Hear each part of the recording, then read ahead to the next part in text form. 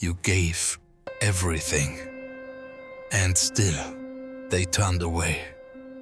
Not because your love was weak, not because you failed to care enough, but because something inside them, something quiet and frightened, could not bear what you offered. You think love protects people. You think if you give enough, stay long enough, hurt quietly enough, they will finally see you, finally soften, finally stay. But Kierkegaard understood something we spend our whole lives avoiding. Sometimes people hurt you because you loved them, because your love revealed to them a truth about themselves they could not face, and that truth burned. Søren Kierkegaard lived his life haunted by a question most of us never allow ourselves to ask. What if the self I present to the world is not the self I actually am? He wrote about despair.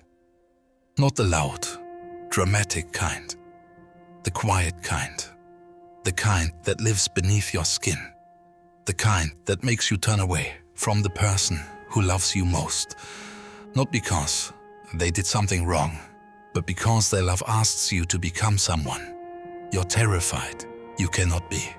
Kierkegaard called this despair of the self, the agony of standing before your own freedom and realizing you've been lying to others, to yourself, about who you are, about what you want, about whether you even believe you deserve to be loved. And when someone loves you deeply, honestly, without armor, they hold up a mirror and you see yourself. And sometimes that sight is unbearable. He spent his life writing about this unbearable sight, about the self we avoid, the self we bury under distractions, under noise, under the roles we play for other people. He called it the sickness unto death, not physical death, but the death of authenticity, the slow suffocation of living as someone you are not. And most people, Kierkegaard believed, live their entire lives in this state. They never wake up. They never look in the mirror. They never ask themselves the one question that could set them free. Who am I? When no one is watching, your love forced that question into the light, and they could not answer it. So let me tell you what happened. They hurt you because you made them feel seen, and they were not ready to be seen. You looked at them with tenderness. You believed in parts of them they had abandoned. You touched the places they had convinced themselves were untouchable. And for a moment, maybe many moments, they felt something close to wholeness. But wholeness is terrifying, because to accept it means to accept responsibility. It means they can no longer hide behind the story they've been telling themselves. The story that says, I am broken, so I cannot be expected to love well. I am damaged, so I am allowed to damage. I am lost, so I am permitted to remain lost. Your love dismantled that story, and they were not ready to live without it. Kierkegaard spoke often of the leap of faith, not toward God alone, but toward selfhood, toward the terrifying act of becoming who you actually are. Most people cannot make that leap. They stand at the edge. They feel the wind. They imagine, for one trembling second, what it might be like to fly. And then they step back. And when they step back, they take you with them. They pull you down, not out of malice, but out of fear. Because if they admitted that they are choosing their own cage, they would have to face the weight of that choice. So instead, they hurt you, they push you away, they make you the reason. They rewrite the story so that you become the problem, the pressure, the thing that asked too much. But you didn't ask too much. You only asked them to stop pretending. There's a particular kind of loneliness that comes after this. It's not the loneliness of being alone. It's the loneliness of having loved someone completely, and realizing they could not receive it. Not because love wasn't there, but because they could not let it in. You replay the moments, the times they pulled away, the coldness that arrived without warning, the way they looked at you, not with anger, but with something worse, distance, as though you had become a stranger, as though the intimacy you shared had turned into a threat. And you ask yourself, what did I do wrong? But that is the wrong question. The question is, what were they running from? Kierkegaard believed that despair is not sadness. Despair is the refusal to be yourself. It is the sickness of the soul that comes from living inauthentically, from wearing a mask so long you forget there is a face beneath it. And when someone is in despair, true, existential despair, they cannot love you the way you deserve. Not because they don't care, but because they are not even present to themselves. How can they be present to you? You became a reminder of everything they were avoiding, every honest conversation, every vulnerable moment, every time you asked them to meet you without pretense. It was an invitation they could not accept, because accepting it would mean confronting the life they've been living, the patterns they've been repeating, the pain they've been numbing. And confrontation requires courage, and courage requires faith in oneself. And they did not have that faith. Think about the moments when they were cruel, not the explosive kind of cruelty, the quiet kind, the withdrawal, the coldness, the way they made you feel like you were asking for something unreasonable when all you wanted was honesty. The cruelty was not about you. It was about them protecting themselves from the mirror you held up. Every time you showed up with your heart open, you reminded them of their own closed heart. Every time you spoke your truth, you reminded them of the lies they were living. And instead of looking inward, they turned outward. They made you the problem. Kierkegaard wrote that we often choose despair without knowing it. We choose the comfortable lie over the uncomfortable truth. We choose numbness over feeling. We choose the familiar pain of inauthenticity over the uncertain freedom of becoming ourselves. And when someone comes along who lives differently, who chooses truth, who chooses presence, who chooses vulnerability, they become unbearable to be around. Not because they are doing anything wrong, but because they illuminate everything we are doing wrong. Your presence was a reproach they never asked for, a standard they never agreed to meet, a light that exposed all the shadows they were trying to hide in. So they dimmed you, or tried to. They criticized your sensitivity. They called your honesty too much. They made you feel like your need for connection was a burden, like your capacity for love was a flaw. But it was never a flaw. It was a threat to the life they were comfortable living, to the person they were comfortable being, to the story they had convinced themselves was the only story possible. Here is the unbearable truth. You cannot save someone from their own despair. You can love them. You can stay. You can offer your hand in the dark. But if they will not take it, if they will not choose themselves, then your love becomes a weight they resent. Not because it is too heavy, but because it reminds them of how light they could feel if only they were brave enough to let go of what's killing them. Kierkegaard wrote, "The most common form of despair is not choosing to be oneself, but the deepest form of despair is choosing to be someone other than oneself." They chose the mask, and you paid the price. You paid with your time, your energy, your belief, your heart.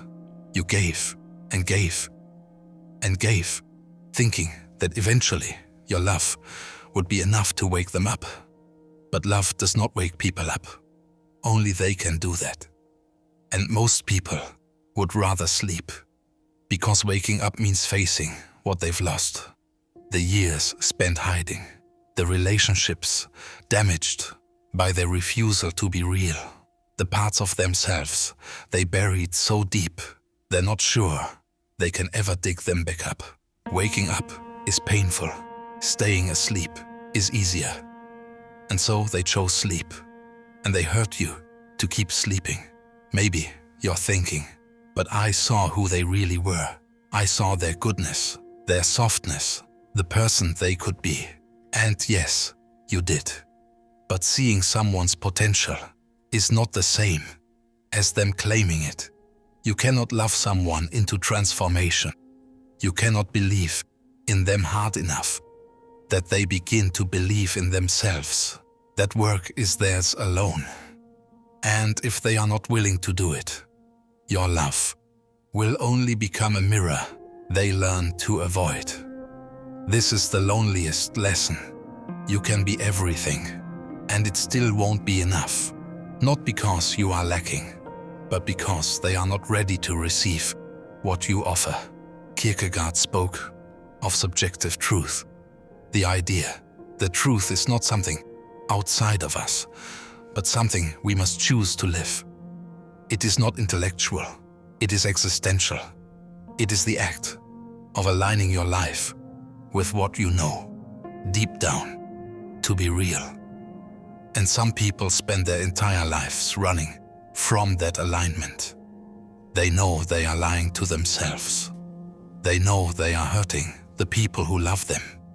They know they are choosing comfort over authenticity. But knowing is not the same as changing. And sometimes they hurt you simply because you stood too close to the truth they were fleeing. You stood there, offering something real, something naked and undefended. And they looked at you and saw everything they were afraid to become. Brave, honest, vulnerable, free. And instead of reaching for it, they retreated. Because freedom is terrifying when you've spent your whole life in chains.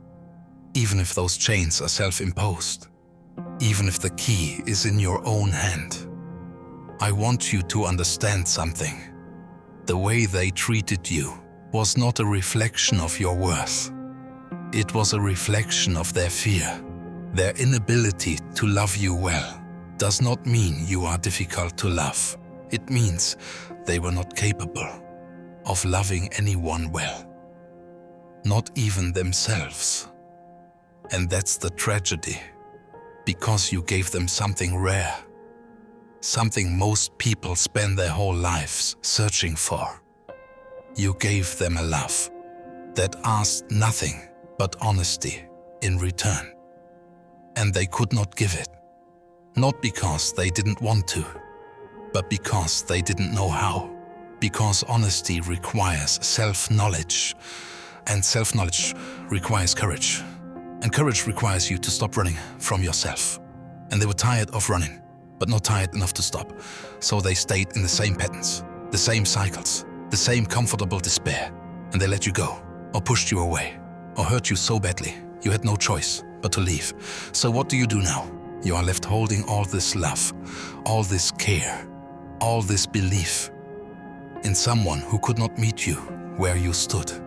Kierkegaard would tell you this: do not abandon yourself in the name of loving someone else, because that too is a form of despair. To lose yourself in another person, to make their brokenness your identity, to believe that if you just love harder, stay longer, hurt quieter, they will finally turn around and choose you. But you cannot make someone choose you. You can only choose yourself. And choosing yourself means accepting that some people will hurt you, not because you failed them, but because your love asked them to face something they were not ready to face. It means releasing the fantasy that love alone can heal someone who refuses to heal themselves. It means grieving not just the person, but the version of them you believed in, the relationship you thought you were building, the future you imagined together. That grief is holy. Do not rush it. Do not bury it. Let it move through you like water through stone. Slow, persistent, reshaping you into something stronger. And in that grief, allow yourself to feel the anger too, the rage at the injustice of it, that you loved so well and received so little, that you showed up and they did not, that you were brave and they were not. That anger is valid, but do not let it consume you, because beneath the anger is something deeper, a wound that asks to be tended, a heart that asks to be held by you. You have been holding space for them for so long. Now it is time to hold space for yourself. You loved them, and that love was real. Even if they could not hold it, even if they hurt you, even if they walked away, your love was not wasted. It was an act of faith in them, in yourself, in the possibility that two people can stand together in honesty and not turn away. They turned away, but you did not. And that matters. Kierkegaard believed that faith is not certainty. Faith is risk. It is choosing to live authentically, even when the world, even when the people you love, ask you to hide. You did not hide. You offered yourself fully, vulnerably, without pretense. And if they could not receive it, that is their loss, not yours. Do not let their inability to love you diminish the beauty of what you offered. Do not let their fear convince you that vulnerability is weakness. Do not let their retreat teach you to build walls. Because the world needs people who love like you, honestly, deeply, without armor. The world needs people who are willing to stand in the fire of intimacy and not run away. You are one of those people. And that is not a curse. It is a gift. Even when it hurts. Especially when it hurts. So let them go. Not with bitterness. Not with anger. But with the quiet understanding that some people are not ready for the kind of love that demands truth. And let yourself grieve. Because you have lost something real. Something sacred. The hope that love would be enough. But in that grief, you will also find something else. Yourself. The self you were before you tried to save them. The self you forgot while holding space for someone who could not hold space for themselves.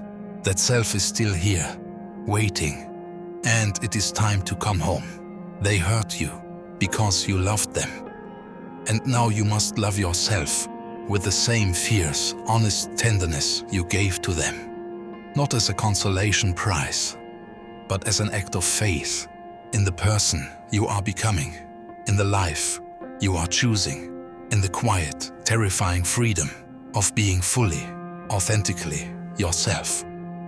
Even when it's lonely, especially when it's lonely, because loneliness is not the opposite of love.